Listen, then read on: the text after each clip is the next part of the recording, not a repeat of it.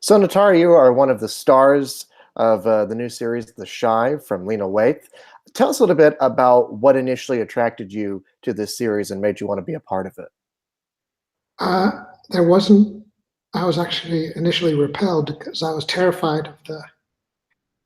It wasn't a world that I was familiar with, and so I wasn't sure that I could actually portray it. Uh, and so there's comes up, we have issues of authenticity, which has been a big sort of debate about who has the right to tell what story. Um, and my parents are immigrants. Uh, Dad went to Harvard Law, and my mom was a master's in sociology, and I don't know anything about the South Side of Chicago. So when I first got the opportunity to audition for the role, I was actually scared. First, because I didn't think I had a shot at it, and I thought there's a billion other people who could probably do it better than me. But as the process kept going on and they kept seeing me again and again, I was like really starting to sweat bullets because I wasn't, I thought this would be the end. Mhm. Well, I'm curious. I mean, how did you get over that fear in order to be in this show? I didn't. They offered me the job. So that was it. Okay, yeah. Well, I mean, The fear was still there.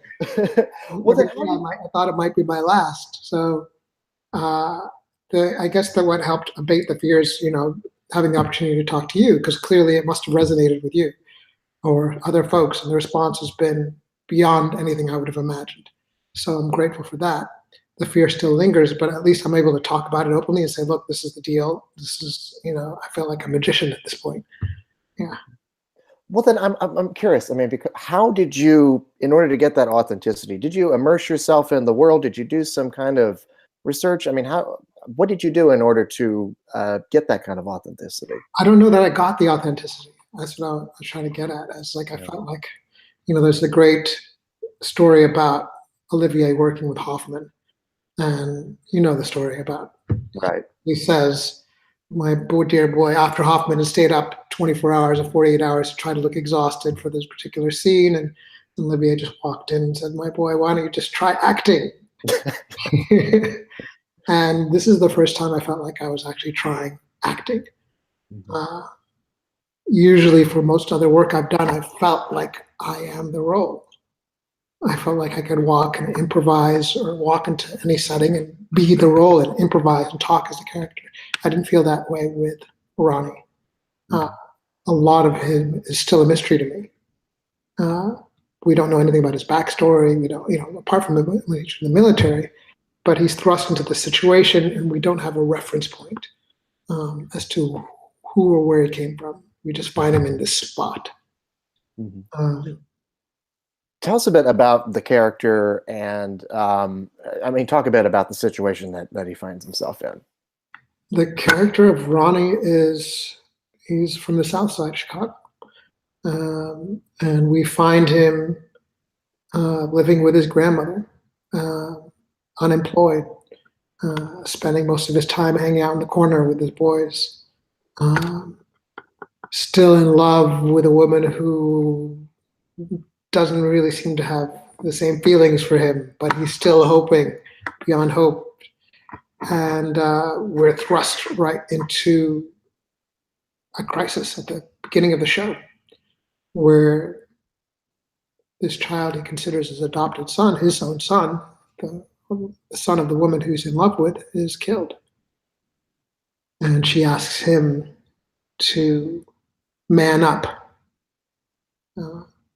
and figure it out, because the cops aren't going to figure it out.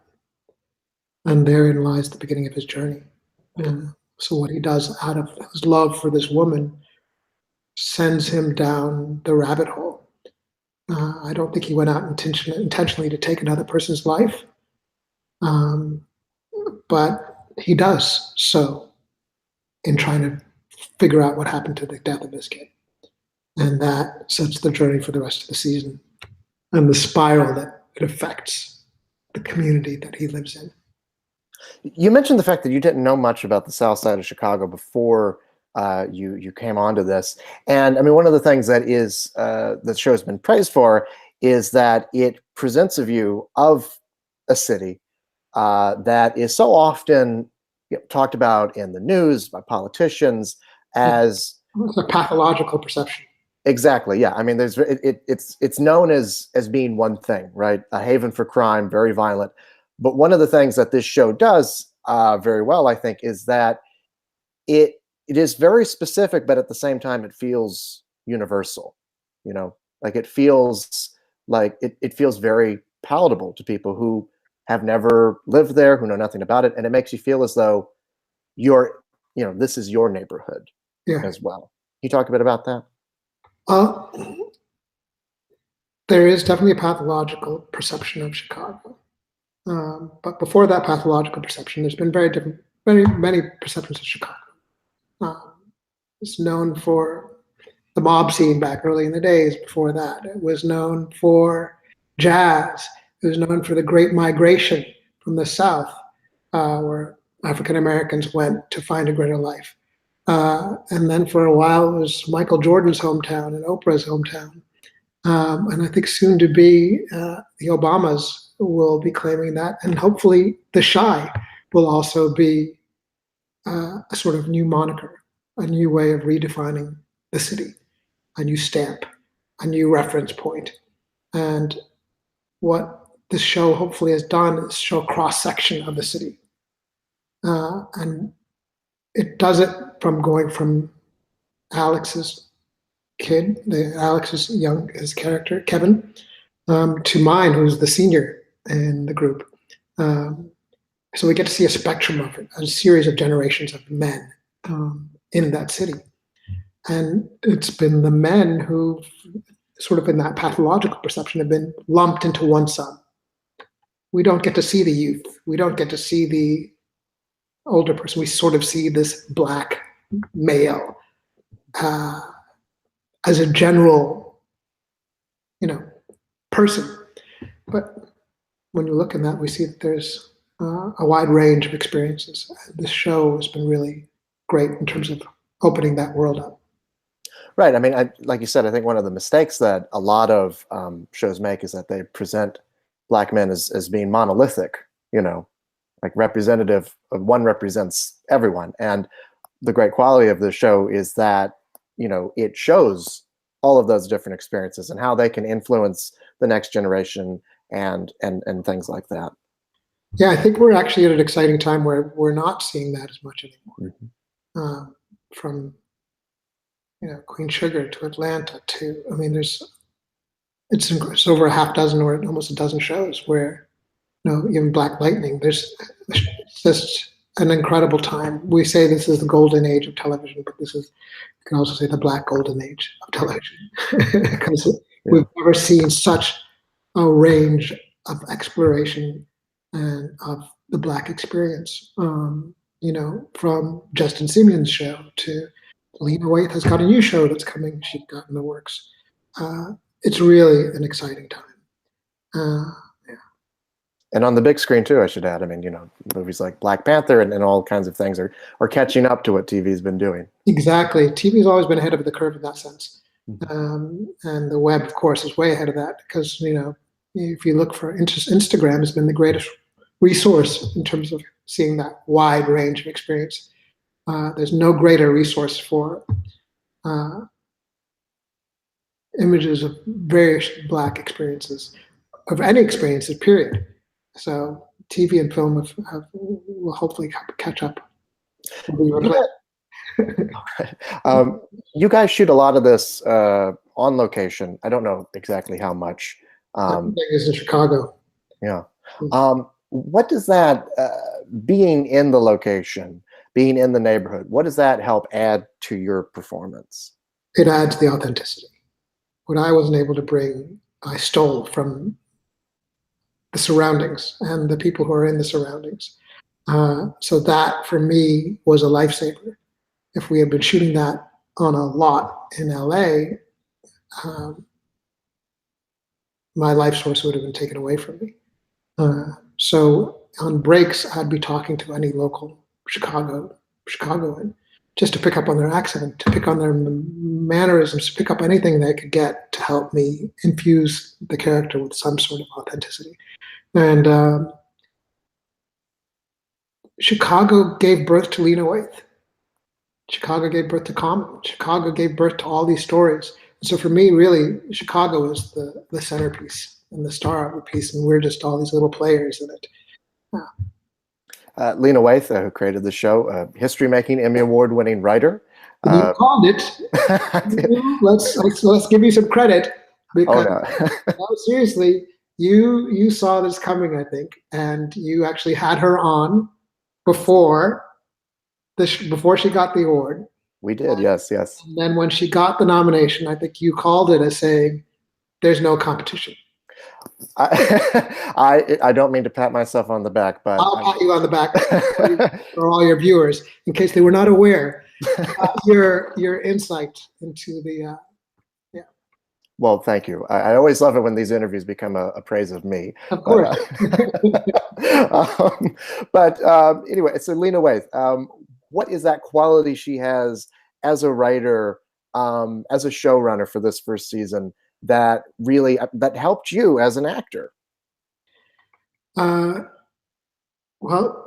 I don't think she's someone you could pigeonhole, because she's not someone who, if you saw Thanksgiving episode or her work on Bones, you would not think that the Shy would be a child of hers.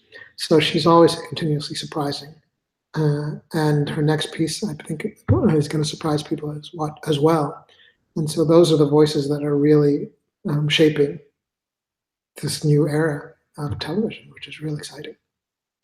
Now, have you guys started work on season 2? Have you read any scripts yet? I was just in the writer's room yesterday. This time yesterday, 1:09, I was in the bunker. And I saw all the walls taped up with papers and notes, and I'm excited. Let's just say I'm excited to see what's going to come. Well, I don't want you to spoil anything, but where are some of the places that you would like to see Ronnie go? Not just in this next season, but I mean in seasons afterwards. I mean, what would you like to explore about the character? I think the big thing for me is just, as any artist, is wanting to be challenged. And sometimes the trappings of being on a TV show for running for some second, third, fourth season is getting comfortable. And so I would be excited with any challenges they were able to throw my way, and not remaining comfortable, or getting comfortable rather. And if that happens, I'll be more than happy. Well, you mentioned his background, learning more about that. One of the things that we do know that I wanted to bring up, speaking of that generational thing, the relationship that you have with your grandmother in the show. Yeah. Can you talk a bit about that? He lives with her. And Ronnie is actually surrounded by strong women. His grandmother, his girlfriend, his love interest, they have a heavy hand on his heart. And what was great about working with LaDonna Tittle, the actress who plays Ronnie's grandmother, was that she is a mainstay in the Chicago acting world. Former radio host, theater magnate. She is a force to be reckoned with. And she drives a Jeep Grand Cherokee or something like that. And you'd think from I remember when we were shooting that some of the producers thought she was this frail woman. I was like, she drives a Jeep. She doesn't need a walker when she's not on set. And she did what is really hard for a lot of people to do, which is find the balance between drama and comedy, dramedy. So I was learning as much from her as well. Yeah. Well, I hope that you get over your fear or not, because I mean, it seems to be producing good work.